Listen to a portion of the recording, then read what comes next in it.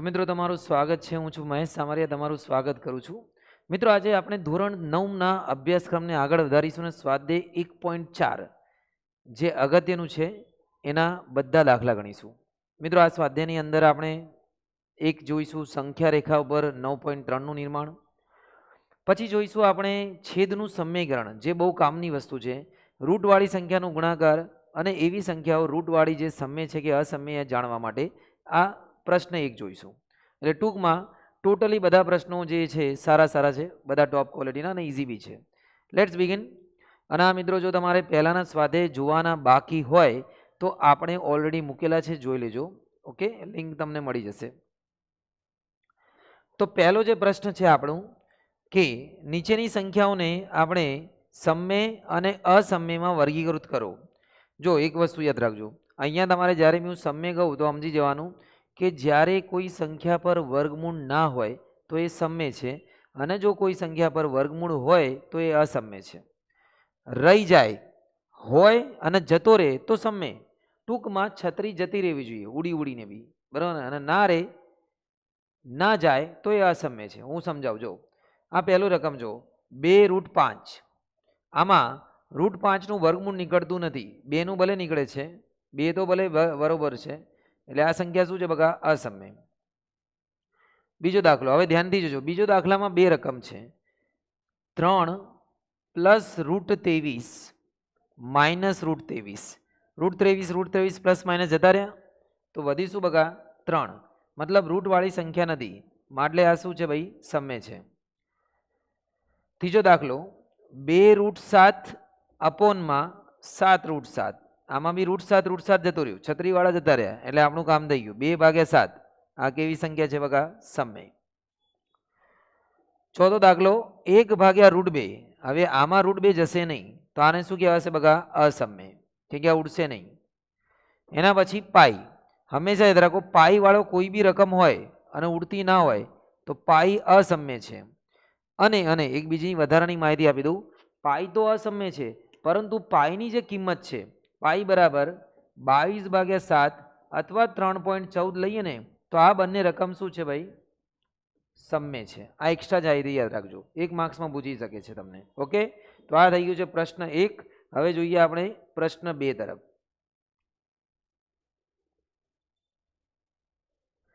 તો મિત્રો આ છે બીજો પ્રશ્ન, સાદું રૂપ આપો। 2 કાઉન્સ આપ્યા છે આપણને અને આપણે આનો ગુણાકાર કરીશું। જ્યારે બી 2 કાઉન્સ હોય તો પહેલી સંખ્યાનું પહેલા જોડે આપણે આનો ગુણાકાર કરીશું, 3નું 2 જોડે, 3 દુ 6। પહેલાં હું લખી દઉં એવું હોય તો તમને, ધારો કે 3 લખી દો, 2 + √2 અને √3 2 + √2, મતલબ આને આપણે આની જોડે 2 વખત આની જોડે લખ્યું, હવે આની જોડે લખ્યું, હવે ગુણાકાર કરો, 3 દુ 6। 3 અને રૂટ, અહીંયા ધ્યાન રાખવાનું કે રૂટ વગર અને રૂટ વાળી સંખ્યાનો ગુણાકાર નહીં થશે, રૂટ વાળી નહીં થશે, એટલે જેમાં વર્ગમૂળ હોય એમનો ગુણાકાર થશે, જેની અંદર વર્ગમૂળ હોય એકમાં ના હોય તો નહીં થશે, તો એમને આગળ પાછળ મૂકી દેવાનું, વર્ગમૂળ વાળી પાછળ, બિના વર્ગમૂળ વાળી આગળ। મતલબ અહીંયા જો અહીંયા મૂકી દેવાશું 3√2, અહીંયા લખીશું 2√3 અને અહીંયા √3 દુ 6। ઓકે, હવે આમાં બધી અલગ અલગ રકમ છે એટલે કશું નહીં થશે, આ જવાબ આવી જશે। ઓકે, સારું, ચલો હવે આ દાખલો જો ધ્યાનથી, આને તમે ધ્યાનથી જોશો તો તમને આ સૂત્ર આવું લાગશે। આ સમજી લો a છે, a + b, a - b, એક વખત પ્લસ છે ને એક વખત માઇનસ છે, તો બંનેનો વર્ગ થઈ જાય, વચ્ચે માઇનસ આવે, બે વર્ગોનો તફાવત। તો અહીંયા જો આપણો a સમજી લો, આ b સમજી લો, a સમજી લો, b સમજી લો, એક વખત પ્લસ ને એક વખત માઇનસ, તો અહીંયા બંનેનો વર્ગ થઈ જશે, 3નો વર્ગ, અહીંયા આવશે √3નો વર્ગ, 3નો વર્ગ થશે 9, √3નો વર્ગ ખાલી 3। કોઈ સંખ્યામાં વર્ગમૂળ હોય, વર્ગમૂળની નિશાની, અને એની 2 ઘાત હોય તો તમારે ઘાત અને વર્ગમૂળ જતો રહે, એટલે અહીંયા આવશે 3, 9માંથી 3 જશે 6। ચલો હવે અહીંયા આખાનો વર્ગ છે, આ સૂત્ર છે, અને તમારે આખાનો વર્ગ ના કરવો હોય તો તમે આ રીતે બી કરી શકો છો. બી હાલ ચલાવી એ રીતે ઉપરવાળી આને 2 વખત લખી લો અને હું તો ડાયરેક્ટ બી કરી દઉં. પહેલા પદનો વર્ગ 2 ગુણ્યા પહેલો બીજો. આને બી આ રીતે બી કરી શકાય. √5 પ્લસ √2 એક વખત લખ્યું. પહેલા એક આની જોડે આ કાઉન્સ, હવે આની જોડે આ કાઉન્સ. √5 5 થઈ જશે. 2 છત્રી ભેગી થાય સરખી તો ઉડી જાય. મતલબ રૂટવાળી 2 સંખ્યા ભેગી થઈ હોય અને બંનેની રકમ અંદર સરખી હોય તો બંનેમાં રકમ વર્ગમૂળ જતી રહેશે ને એક વખત લખી દેવાનું. ધારો કે √5 25 થાય અને 25 નું વર્ગમૂળ 5 થાય તો અહીંયા 5 આવશે. 5 દુ 10, √5 દુ 10 અને √2 કેટલા થશે? 2. 5 ને 2 કેટલા થશે ભાઈ? 7. અને √10 2 વખત એને લખાશે 2 √10. આ દાખલો ઉપરવાળા જેવો છે. એક વખત માઇનસ છે ને એક વખત પ્લસ છે. તો અહીંયા આ એ સમજી લો, આ બી સમજી લો, આ એ સમજી લો, આ બી સમજી લો. √5 નો વર્ગ માઇનસ √2 નો વર્ગ. બોલો √5 નો વર્ગ કેટલો થશે? 5. √2 નો 2. અહીંયા જવાબ આવશે 3. આ જવાબ આવી ગયો છે, જોઈ લો મિત્રો. આ છે ત્રીજો પ્રશ્ન કે પાઈ એક વર્તુળનો પરિઘ અને વ્યાસનો ગુણોત્તર ડી નો ગુણોત્તર તરીકે દર્શાવવામાં આવે છે. જે લોકોને પાઈ ના ખબર હું તમને સમજાવી દઉં. આ છે વર્તુળ, આ છે વ્યાસ. પરિઘ વ્યાસને આપણે શું કહીએ છીએ? ડી. અને વર્તુળના પરિઘને આપણે કહીએ છીએ સી. તો પાઈ છે ને બગા, આ સી અને ડી નો ગુણોત્તર છે. પાઈ બરાબર C/D. તો જ્યારે બી કોઈ સંખ્યાને P/Q સ્વરૂપમાં દર્શાવી શકાય તો એ સમય હોય, પરંતુ આમાં પાઈ અસમય છે. એનું મેઇન કારણ શું છે કે સી અને ડી નો ગુણોત્તર જ્યારે આપણે વિપુલ દર્શિતાથી મદદની દર્શાવીશું તો આપણને દર વખતે અલગ અલગ મળશે. આપણે ખાલી એક વાક્ય લખવાનું અહીંયા કે ભાઈ કોઈ પણ 2 વાસ્તવિક સંખ્યા વચ્ચે, કોઈ પણ 2 વાસ્તવિક સંખ્યા વચ્ચે અનંત સંખ્યા રહેલી છે. અનંત સંખ્યા, જેથી આપણને પાઈનું મૂલ્ય અથવા C/D નું મૂલ્ય, સી અને ડી નો ગુણોત્તર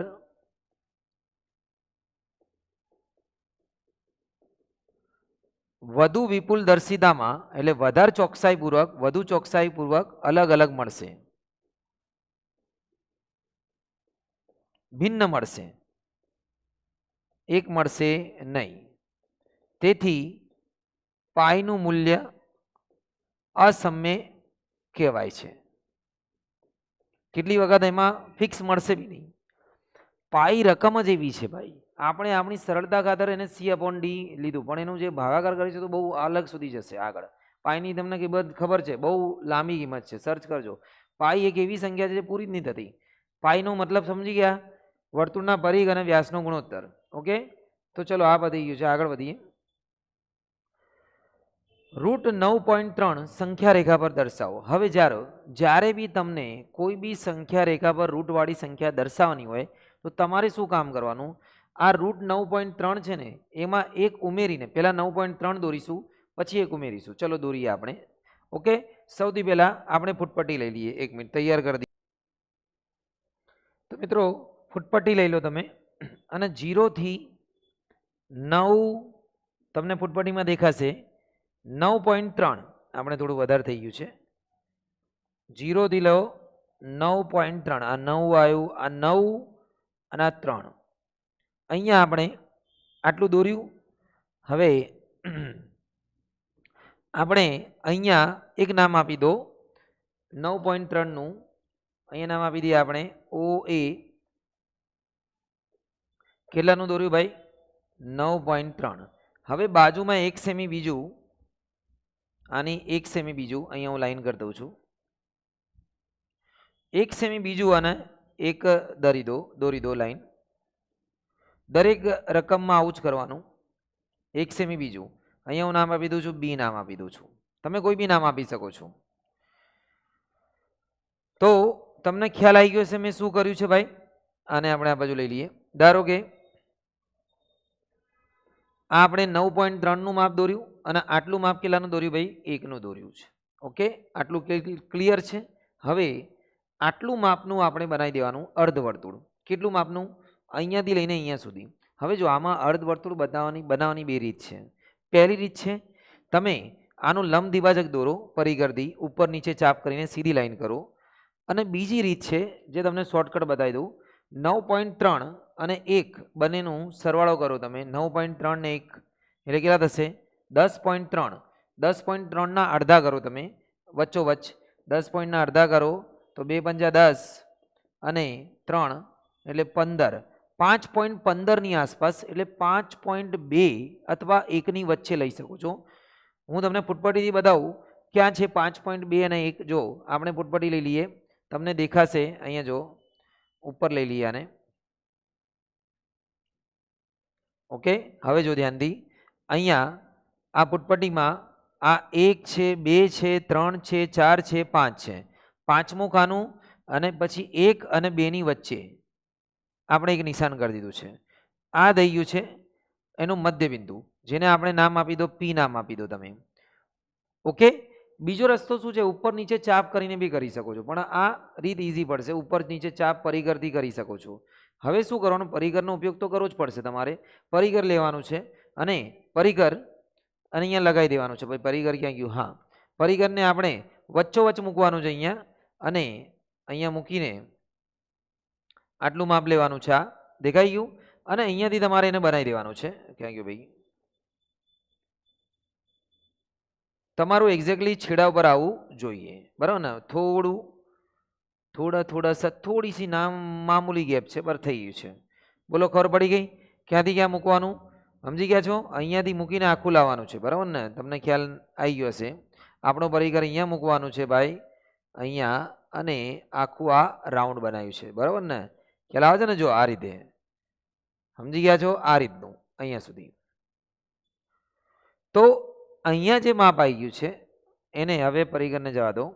આ જે એ માપ છે એના પર ફૂટપટ્ટી મૂકીને તમારે એ માપ ઉપર ફૂટપટ્ટીથી એની સીધી લાઈન બનાવી દો. એકદમ 90 ડિગ્રી લો. ફૂટપટ્ટી એકદમ સીધી રાખજો. અને એવો તો પેલાનો ઉપયોગ કરો, કાટખૂણિયાનો ઉપયોગ કરો, એ સારું રહેશે. ચલો કાટખૂણિયાનો ઉપયોગ બતાવી દઈએ. કાટખૂણિયો ખબર જ છે તમને? આવો કાટખૂણિયો હોય છે, એને તમે એનો ઉપયોગ કરશો તો શું થાય? ભૂલ નહીં થશે. કાટખૂણિયો લઈ લો 45 ડિગ્રી. આમાં તો આવશે 45. ઓકે, અહીંયા મૂક્યું. અને એક્ઝેક્ટલી આ કાટખૂણિયાનો ફાયદો શું છે કે 90નો ખૂણો બનાવશે તમારે, આડું જશે નહીં. અહીંયા તમારે અહીંયા મૂકી દો આને. આ બની ગયો તમારો 90નો ખૂણો. બની ગયો છે? ઓકે, હવે ફૂટપટ્ટી થોડી જોઈશે આપણે. ફૂટપટ્ટીથી આને લાંબી કરી દઈએ રેખાને. આટલી આને લાંબી કરી દો ભાઈ. ઓકે, હવે આપણે શું કરવાનું ભાઈ? આ જે માપ છે, આ જે માપ એનું પરિઘરથી માપ લઈ લો. આ બધું જાઓ ભાઈ તમે સાઈડમાં. જાને દો જાને દો ઇસે જાને દો, જાને દો ઇસે જાને દો. પરિઘર કિધર ગયા? હા, હવે આટલું માપ લેવાનું આપણે. અને આવી જાઓ ભાઈ, અહીંયાથી કરી દે દોરીશું આને. હા, આટલું દિખા ભાઈ? આ બધું હટાય. તું ઇધર સે જા ભાઈ. ચલો, આટલું માપ દેખાય તમને? આનાથી તમે બનાવી દો રાઉન્ડ. ઓકે, જો ફરીથી બતાતે આપને. આઝાદ દિલની ચોડી. આ થઈ ગયું તમારું. આ થઈ ગયું છે ભાઈ બિંદુ. અહીંયા જે નામ આપ્યું છે CD જે હોય તમારું એ લખી દો. અને આ બિંદુ છે ભાઈ 9.3, રૂટ 9.3 એટલે લગભગ 3/9 કેટલું આવવું જોઈએ? આ 1 થી માપી લઈએ એટલું આવવું જોઈએ તમારું. રૂટ 9.3નું વર્ગમૂળ શોધી નાખજો. એ લગભગ એટલું આવવું જોઈએ. 3/9 31, બરાબર ને? 3.1ની આસપાસ આવવું જોઈએ, બરાબર ને? ઓકે, આટલું માપ A થી C 3.1 આવી જાય તો તમારું આ રૂટ 9.3 સાચું છે. ઓકે, આગળ વધીએ છેલ્લા દાખલા તરફ. ખ્યાલ આવી ગયો છે તમને? ફરીથી દોરી નાખજો એક વખત ભાઈ. હવે છે આપેલ સંખ્યાનું છેદનું સમીકરણ કરો. અને સંખ્યા તો મિત્રો રકમ તમારી સામે છે. છેદનું સમીકરણ સૌથી ટોપ દાખલા, જે તમારે આગળ જઈને બી બહુ કામમાં આવશે. Okay, let's begin. જ્યારે બી છેદનું સમીકરણ એટલે આપણે છેદમાંથી રૂટવાળી સંખ્યાને હટાવવાની છે. ધારો કે 1/√7, તો કઈ રીતે હટાવવાની? જે સંખ્યા છે રૂટમાં એ સંખ્યા વડે ગુણી દેવાનું. ઓકે, જો એક સંખ્યા હોય તો એક વડે, બે હોય તો બંને સંખ્યા પણ નિશાની બદલીને બે સંખ્યામાં બતાવવા આગળ. બરાબર ને? અહીંયા જોઈ લો, પહેલાં એક છે, આને ગુણી દો ઉપર નીચે √7 વડે. તમે કોઈ બી દાખલામાં કોઈ બી રકમ ઉમેરી ના શકો, એટલે આપણે ઉપર નીચે √7 મૂક્યા એટલે મતલબ ઉડી ગયા છે, પણ ઉડાડવાના નથી. √7 ઉપર આવી જશે, નીચે √7 ગુણ્યા √7 એટલે શું થઈ જશે? 7. છેદનું સમીકરણ કરવાનો હેતુ એ છે કે છેદમાંથી વર્ગમૂળ હટાવવાનો, બસ. ઉપર ભલે આવતું વર્ગમૂળ, પણ છેદમાં વર્ગમૂળ ના આવવું જોઈએ. Let's begin. અહીંયા જો, આનું છેદનું સમીકરણ કરવા માટે અહીંયા આની આ રકમ લખી દો, પણ પ્લસમાં. સમજી ગયા તમે? જો આનું આ જ 2 વખત પ્લસમાં. હવે અહીંયા આવશે 1 ગુણ્યા √7 પ્લસ √6. અહીંયા હવે ધ્યાન દીજો, આ સૂત્ર બની જશે a - b a + b. √7 વર્ગ √6 વર્ગ. આને અંદર ગુણી દો એકને, તો એનું એ જ આવશે. અહીંયા √7 વર્ગ એટલે થશે 7, √6 વર્ગ 6, રૂટ અને વર્ગમૂળ જતા રહેશે. √7 પ્લસ √6, નીચે એક વધશે, એક છેદમાં ના લખો તો ચાલે. આ જવાબ આવી ગયો. ઓકે, ચલો આ દાખલો જુઓ. હવે તમે વિચારો, આમાં છેદનું સમીકરણ કરવા માટે કઈ રકમ મૂકવાની? નીચે જ જોવાનું, ઉપરનું તો કશું લેવા દેવા જ નહીં. આપણે અહીંયા મૂકીશું √5 પ્લસ √2 ગુણ્યા √5 માઇનસ √2, √5 માઇનસ √2. પ્લસ હોય તો શું કરવાનું? માઇનસ. ઓકે, ચલો √5 ને અહીંયા એમને મૂકવાનું. અહીંયા આવશે √5 વર્ગ થઈ જશે અને વચ્ચે માઇનસ આવશે. વચ્ચે હંમેશા માઇનસ જ આવશે. ઉપર એનું એ જ આવશે. √5 વર્ગ થશે 5, √2 2, 5 માંથી 2 જશે 3. છેદનું સમીકરણ થઈ ગયું છે. આ દાખલો જો, આ બી સારો છે. આ દાખલાની અંદર એકમાં રૂટ છે, એકમાં નહીં છે, તો આપણે આખી રકમ મૂકવાની. √7 પ્લસ 2, રૂટમાં જેમાં રૂટ હોય એમાં રૂટ મૂકવાનું, જેમાં ના હોય એમાં નહીં મૂકવાનું. √7 પ્લસ 2, અહીંયા √7 પ્લસ 2 એમનેમ આવશે. નીચે √7 2 વખત છે, એનો વર્ગ થશે અને 2 વર્ગ થશે. √7 આવશે પ્લસ 2, અહીંયા આવશે √7 વર્ગ એટલે થશે બગા 7 અને 2 વર્ગ થશે 4. √7 લખી દઈએ ભાઈ, બરોબર લખાય. પ્લસ 2, 7 માંથી 4 જશે 3. તો આ જવાબ આવી ગયો. જવાબ આનું આ જ આવશે. તમને ખ્યાલ આવી ગયો હશે. તો આ મિત્રો હતું સ્વાધ્યાય 5 1.4. ઓકે, તો આશા રાખું છું તમને ખ્યાલ આવી ગયો હશે. એક વિનંતી છે તમને ખાલી કે જો ચેનલ પર નવા હોય તો તમારો સબસ્ક્રાઈબ કરવું બને છે. લાઈક બી કરો, શેર બી કરો, એ મારા માટે બહુ સારી વસ્તુ રહેશે. અને તમને જે વસ્તુ ના આવડે એનો કોમેન્ટ કરજો, હું જરૂર જણાવીશ. ઓકે મિત્રો, તૈયારી કરો, આગળ વધો. શુભમ.